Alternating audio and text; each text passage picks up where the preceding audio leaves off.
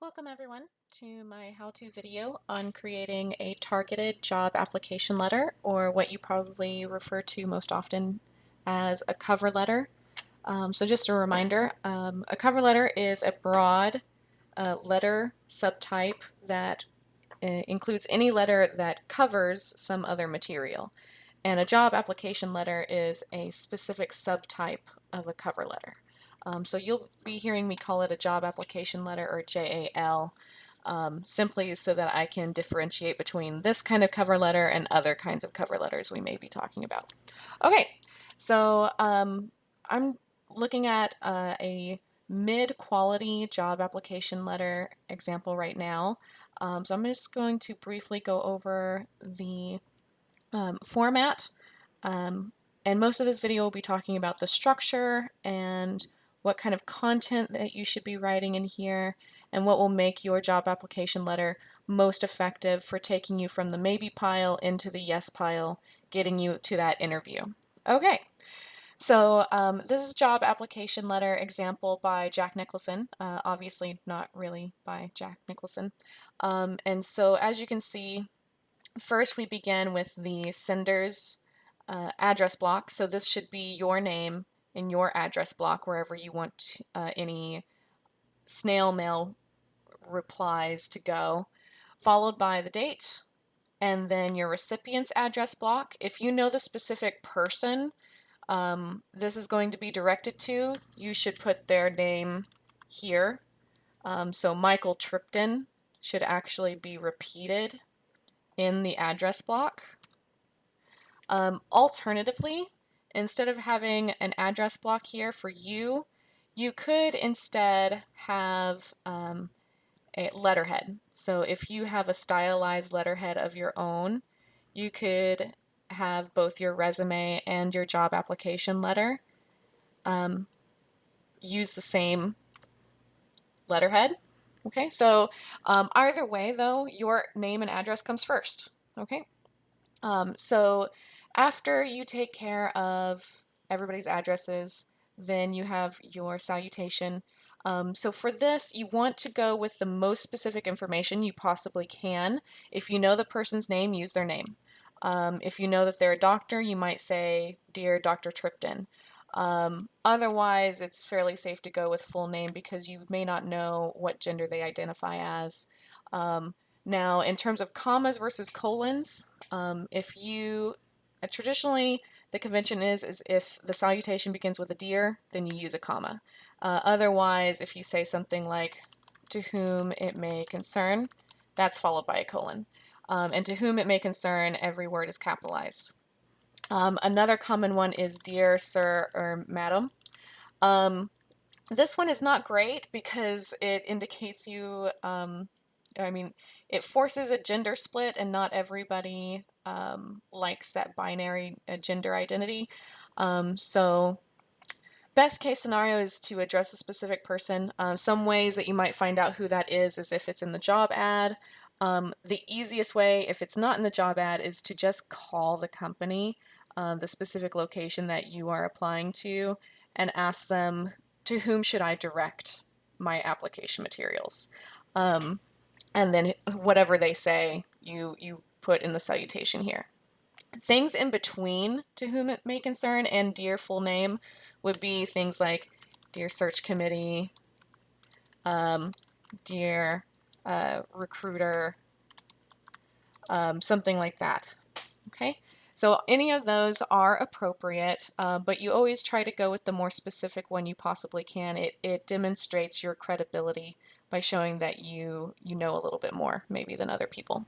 All right, then you have your opening paragraph, two body paragraphs, and then your closing paragraph, followed by "sincerely" or "respectfully," your full name.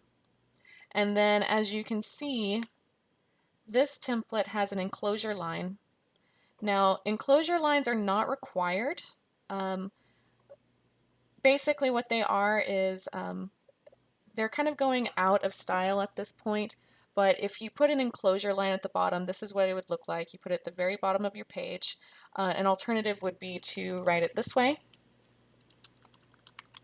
So you are indicating that there is more accompanying this letter. So just in case your job application letter gets separated from your resume, you can say, hey, there's supposed to be a resume with this. So these are the two most common uses. You do not have to have this, but I wanted to show it to you just in case you wanted to. So you could just say enclosure to indicate that there is something else, or you can write ENCL and then list the other documents. Okay, so this is the basic structure, and I will be breaking down each of these paragraphs more specifically in a minute, not yet. So what I'm opening up now is you have some options for your structure. Now, I want to warn you before we get too far into this, the job application letter is a great intro assignment for combining both logos and pathos.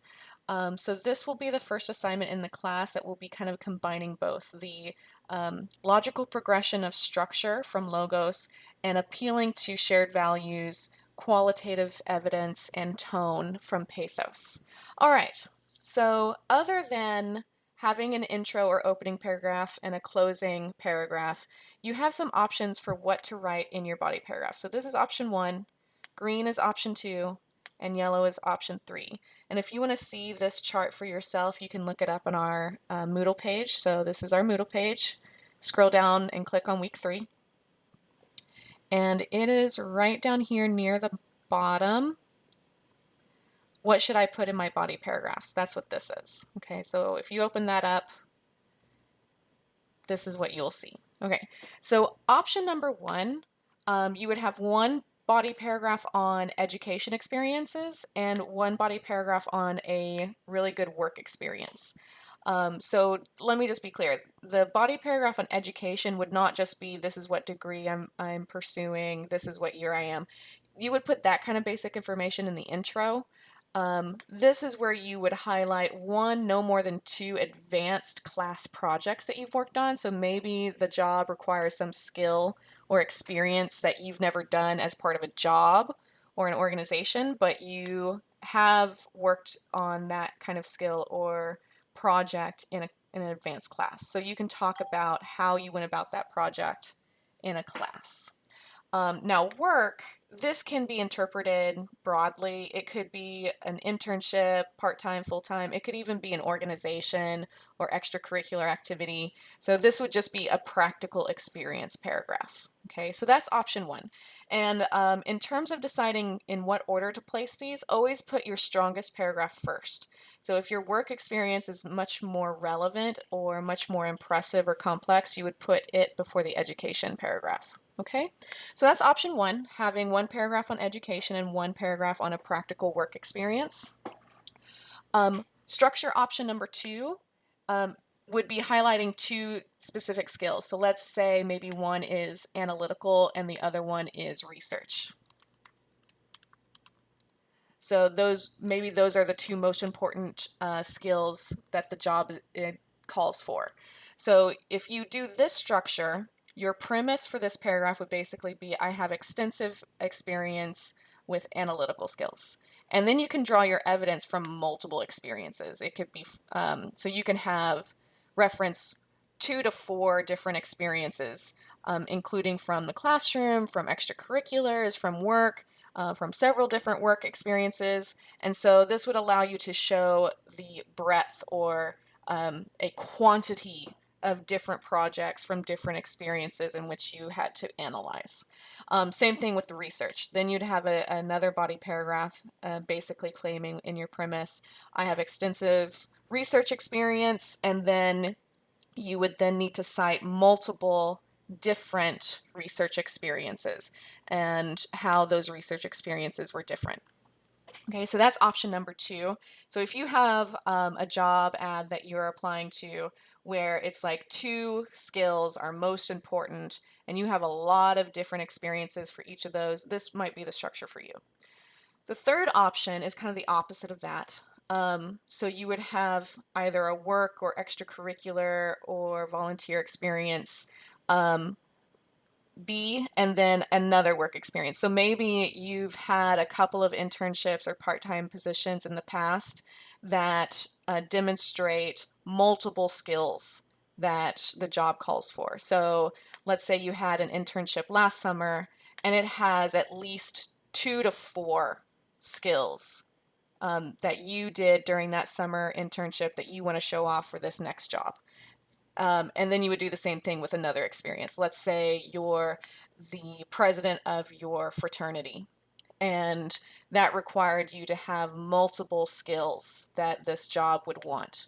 So this would be the structure for you. So if you have 2 really relevant experiences, so from a job, from an extracurricular activity, or from a volunteer position, but each of those experiences have multiple skills, then this might be the structure for you. Okay, so basically just pick the structure option that works best to your most relevant experiences. And again, regardless of which one you're doing, put your strongest paragraph first. Okay, so those are the basic breakdowns of your options for body paragraphs. And then your closing would look the same no matter what. Okay, so now that I've gone over the body, let's talk a little bit about the rest, what goes on in the middle of these paragraphs. So traditionally, and I'm going to open up a template. This template is also available on our Moodle page. Let's see. Well, it's not yet, but I'll put it up there. So here's my template, and so as you can see, I've already got it started, and I can always make this a little prettier later if I want to do a letterhead here instead. So I already have To Whom It May Concern. I'm working off of a job ad that I just pulled from the Deloitte website. This may look familiar because I used the same one for targeting your resume. Okay, so let's go further into our opening paragraph. The first thing you always want to say in a letter as well as in an email, if it's the first correspondence, is your purpose for writing. So this is an example of that. Please accept this letter as my formal application to the position of, and list the formal position title. And if it has a reference number or a requisition number, it's a good idea to put that in parentheses, especially for these big companies where they may have several job searches going on at all time. Next, optionally, you can reference a shared value. So if the company's mission is to help save puppies, you might want to indicate a shared value in saving puppies. So this is where pathos starts to come into play, okay? If you can't do this honestly and earnestly, I wouldn't do it at all. But if you really want to work for them because this company in particular approaches the field or has a vision or a mission that is unique to them, then yeah, you can say you want to work for them because of that, and that would create a shared value. It shows that you care about the same thing they care about. Next, this is definitely a convention. If their minimum requirements call for a GPA, that you be pursuing a certain kind of degree, or that you have a degree, or that it be in a specific field, you should cite those 3 things here. So GPA, what year you are in school, what field your degree is in. Those are the typical things that they conventionally expect. And then your intro or your opening paragraph should end on the thesis. And this is basically your overall claim for the entire job application letter. And so typically there should be 2 parts. So I would be an excellent fit for the consulting internship because of my claim number 1 and claim number 2. And what this corresponds to is that structure that we were just talking about. So this would be claim number 1 and this would be claim number 2. And you would put these 2 topics into your thesis. So if it was this structure, you would say, because of my analytical and research skills. Okay. So going back over here to our template, so I could say analytical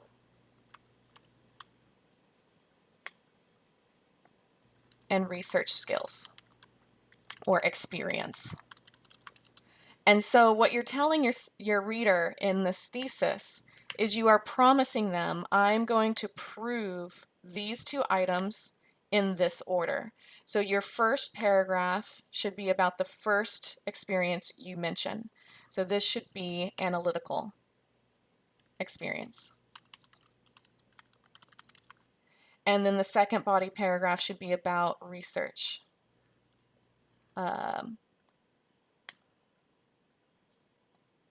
Oops.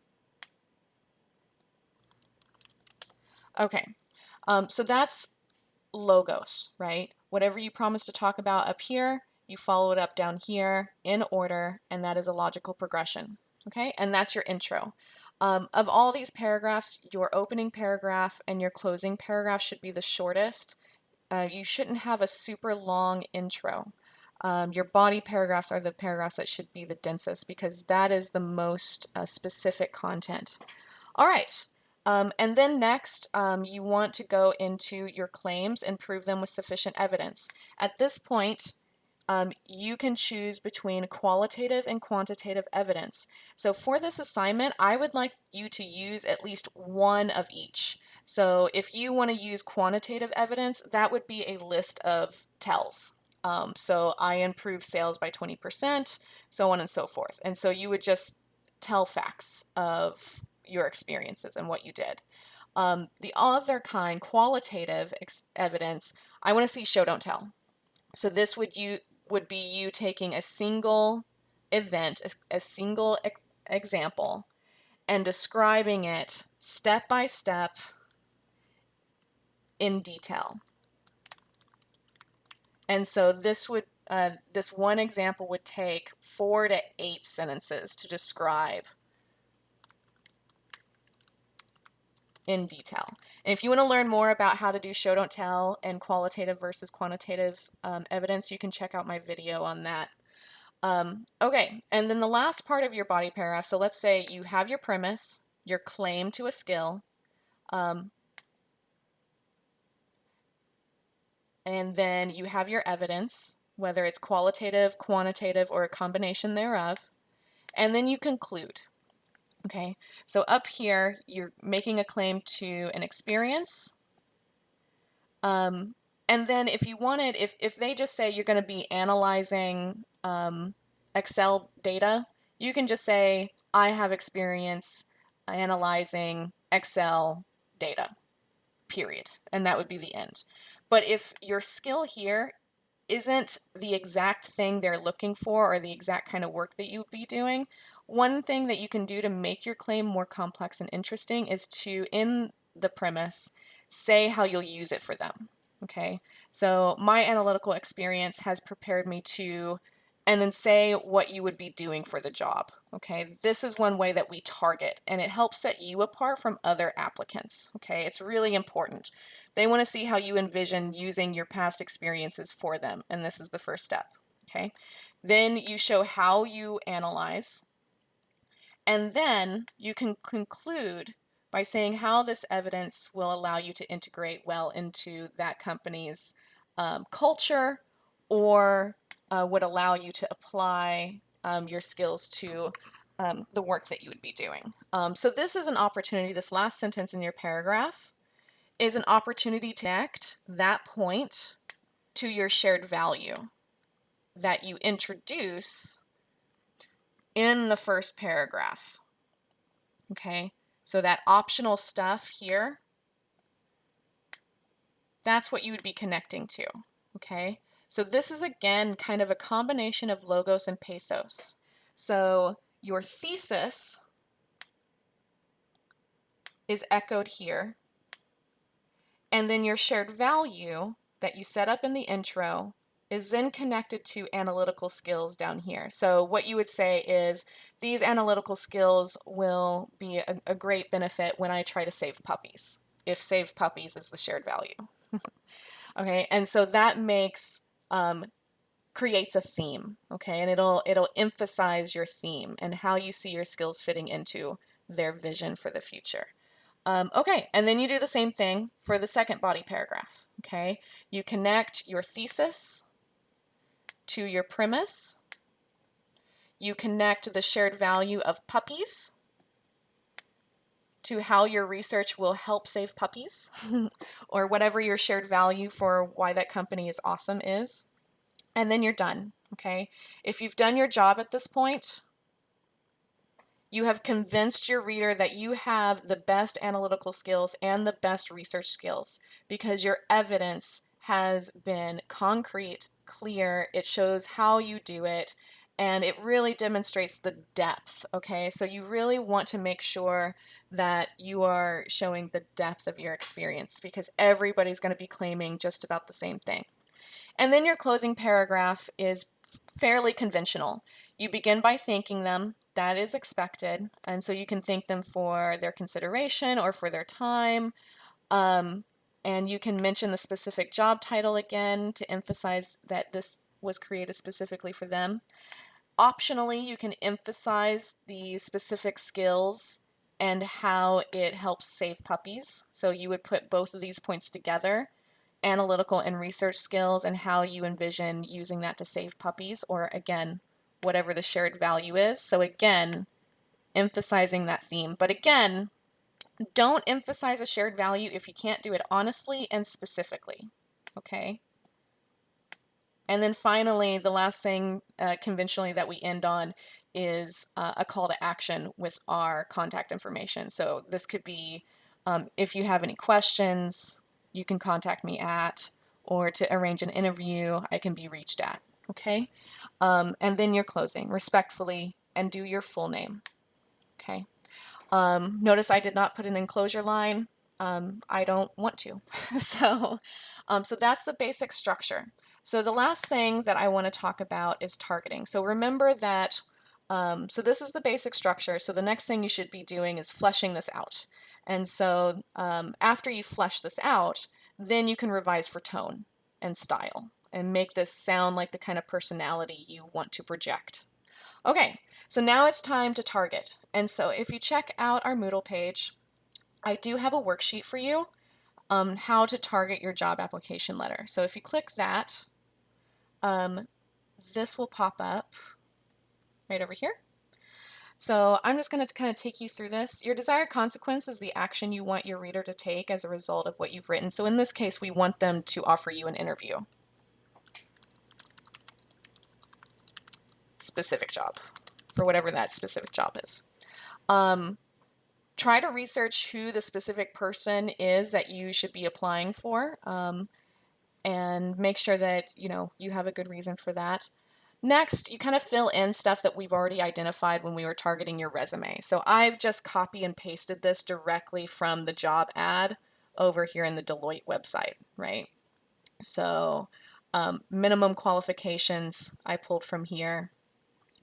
These highlighted items are what I identified as other requirements. They're not minimums, and there's a range of quality that could be in them. So you either have at least a 3.2 or you don't. But communication skills, there's a range of quality in that. And then I identified work I would actually be doing, so what I'd be doing for the job. All right, so coming over here, I've filled in the minimum qualifications, as you can see, things that minimally I would need to do to just get the job, okay? Responsibilities will probably be the most important thing, the most important shared values or audience values. And then these are just other things, things I might try to highlight while I'm talking about these most important things. So of all of these things, all of these qualifications, down here we want to identify our 2 to 4, okay? So 2 to 4 most important audience values. And these are the things that your audience would value most when they choose who to interview, okay? So that probably would not be transferable skills, okay? That would be like things you need to do the job. So these are the things I've identified. And I took them directly from the responsibilities paragraph. So performing internal financial analysis, including budgeting, forecasting, and cost variance analysis, managing billing and receivables, improve internal processes, and direct communication. So I can choose from any of these. I've identified these as the most important audience values, and now I'm ready to target my content. So down here, what I would do is literally go look at my resume, and I would pull bullet points, the most relevant bullet points from my resume, copy and paste them over here into these boxes, group them by topic, make sure that they match a value. Okay, so basically we're narrowing our focus. This is one of the biggest mistakes I've seen in job application letters, people trying to throw too much. You really need to focus on 2 specific experiences or 2 specific skills. Don't try to throw everything in there. And so what you do is you tie your specific experience to the value that they are looking for. Okay, so you only include the content in your job application letter that you know that they will value the most. And then you should plan out your approach. Are you going to use qualitative evidence, or are you going to do quantitative evidence? Are you going to include this as part of a list? Or are you going to do this as show, don't tell? That sort of thing. Okay, so plan out how are you going to use these experiences. So again, you don't want to just repeat exactly what you said in your resume. You want to take these items from your resume and expand on them and show them the depth of those experiences. So basically what you're doing is you're taking a single item and you're zooming in and improving the quality of your details, showing the depth of your experience. Okay? All right, so once you've outlined your specific topics, narrow it down to 2 things that you can write about, 1 in each body paragraph, okay? And then you're ready to draft, right? So let's take a quick look at an example. So remember that mid-quality example I started with? Let's just do a quick analysis of how well they did. So they begin with a purpose for writing. That's great. They also mentioned where they found the ad. This is often useful for the recruiters. They like where you found the job if it wasn't at their website. So if you found this in, it's called Handshake now, but if you found this in a database, tell them where you found it. If you heard about this from a recruiter, cite the specific recruiter's name. Here they explain the minimum requirements that they meet, so they give a degree. Now this is where it gets rocky. There are way too many claims in this thesis. So this gives me the promise that they are going to prove their enthusiasm. That's 1. 2, core belief in people. That they are 3, a valuable asset to a team. Their research, that's 4. 5, human resources experience. And 6, interpersonal skills. And again, it mentions working as a team. So that is 6 different claims. So this intro thesis tells me that there should be 6 body paragraphs, okay? This is far too confusing, okay? So this writer may be talking about things like interpersonal skills as they talk about HR, but they shouldn't try to introduce everything. They should just give the simple claim up front. My research and human resource experience would benefit the growth of S3. Period. Okay, that gives us our topics. All right. Real quick, one more thing I want to mention before we move on.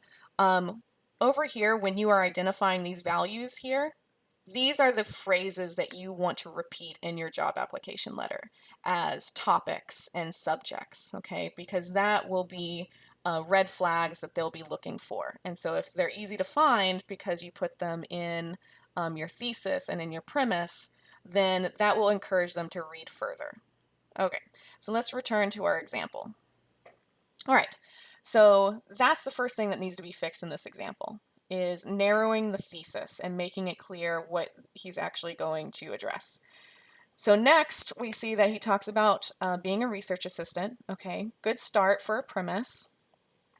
And where he develops strong analytical skills. Okay, so that's an okay premise. So you can say up here, actually, I probably would revise this to not say research, but analytical skills. My analytical and human resource experience. since the topic of the premise actually seems to be analytical skills. Research assistant is just where he got the experience. So this is a good example of a premise saying where you got the experience and what the skill in particular you're going to be talking about is. Okay? But then it also gets rocky again because then he moves on to talk about other things.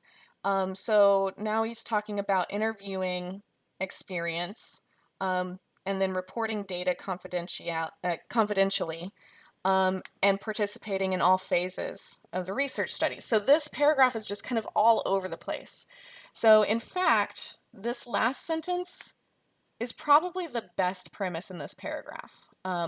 I participated in all phases of the planning, analysis, and conclusions of the research study. This is a great premise because it gives us 3 clear phases that you then need to explain in the evidence. So I would probably move this up and then start over. And so this is the difference between writing for others and writing for the self. Often if you just start free writing, if you just sit down and start writing without planning, often this is what will happen. Your real point will come out at the end. And that's okay if that is your process, right? But keep in mind that is your process. So if you don't want to do a lot of planning and you're one of those people who likes to sit down and immediately start drafting, keep in mind that your premise is probably going to come out at the end. And as a result, when it's time to revise, you should move it to the beginning. Move that premise up and then prove this. So prove planning, so I would describe how I went about planning, describe how he analyzed the data, and then describe the results of the conclusions. Why did that matter? Okay. And then finally relate it to the position you want. Okay, so this is the concluding thought and it's missing. So I don't know how he envisions this particular experience helping out at S3. And so this would really benefit from a concluding thought addressing that. All right. So the next paragraph is a similar problem. It basically has a series of tells that all could be their own premise. Okay, it looks like a lot of specific details, and there are specific details, but there's no show don't tell in this. So any one of these sentences could be the premise. I had the opportunity to assist on real-time projects. I participated in the hiring practices and disciplinary actions. That could be its own premise. I also perform compensation benefits administration. Basically, this is just repeating his resume verbatim. It's just a list of different things he did. You don't want to repeat this mistake, okay? Don't just list the exact same level of detail from your resume. Pick one of these bullet points and expand on it. What did you do? How did you do it? Why did it matter? So explain what you actually did in the hiring and disciplinary action parts. Or identify what you did with, the compensation plans and how did you become a proficient communicator, okay? So this paragraph is a great example of what we might write when we're just kind of building off of our resume. Instead, you want to narrow your focus, pick the best topic, the most advanced skill that you did, the most important thing that they are looking for that shows that you are qualified, and go deeper into that experience. If you can't go deeper, don't waste your job application letter on it, okay? Pick an experience that really shows a deeper quality of work, okay? And then the conclusion is fine. Thank you for your time and consideration. This is a bit repetitive. You only need one or the other. Kind of plugs in a shared value here, but it's not very eventual. So again, ends should be eventual. So if he's mentioning that this is important for today's volatile world, this should be repeated in the concluding thoughts, right? So how does his planning, analysis, and concluding and research skills help with improving a volatile world? That should be the last sentence here. Okay, so make sure that you create these themes. You don't just randomly mention them, okay? So tying this experience to what that has to do with solving problems in a volatile world. Okay. I look forward to working in a supportive work environment. That's nice. And then our contact information. Okay, so there's my advice for creating a targeted job application letter. First, figure out what is most important to them in applicants, what will actually cause them to want to hire you. Um, Pick a very limited, a very targeted 2, 3, no more than 4 experiences from your resume to then expand in great detail on. Use at least one show don't tell style evidence. So one of these body paragraphs should use show don't tell for basically the entire paragraph. It's okay if you want to do it for both, but you don't have to. Um, and then follow the template, right? These are conventions that will be expected, and just make sure that the quality of your details are very specific. It's showing off what makes you unique, okay? I hope that this video was useful. If you have any questions, feel free to bring those to our virtual classroom or email them to me. Good luck.